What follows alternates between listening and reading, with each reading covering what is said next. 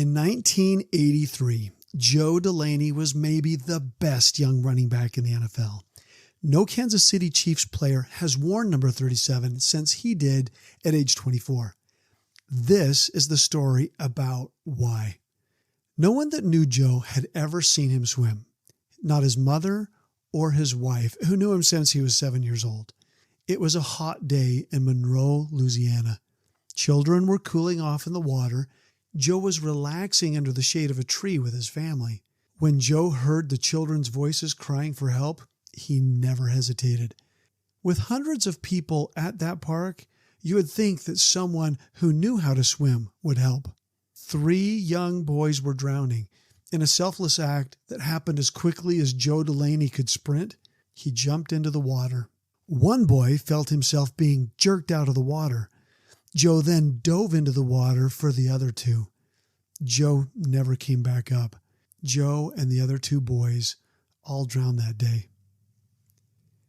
This story has made me think a lot about what it really means to have a heart full of love. I mean, we throw that word around so easily. I love you. I love this song. I love pizza. But true love, the deepest kind of love, that's not just some feeling or an emotional high. It is a choice, a daily giving of our life. Let me explain. When you really love someone, and I mean really love them, it's not about you anymore. Selfless love always takes me back to Jesus' powerful words in John 15.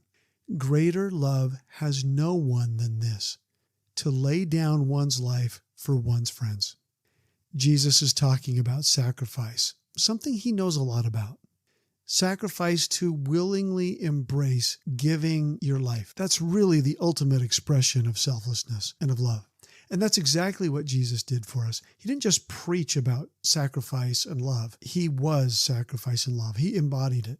He took our place on the cross so we could experience the abundant life. Now, very few of us will be called to make that literal sacrifice, to lay down our life for someone else. But laying down your life is so much more than just dying.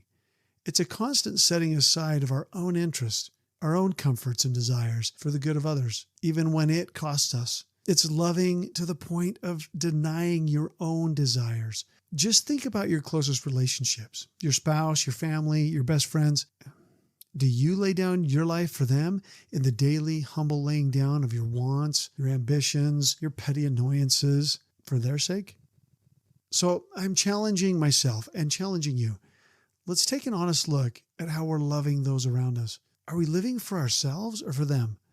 Are we clinging to our own comforts and desires, or are we daily choosing a harder path, one that Christ showed us? That's where we'll find the deepest love in our lives. That's my Memorial Day message.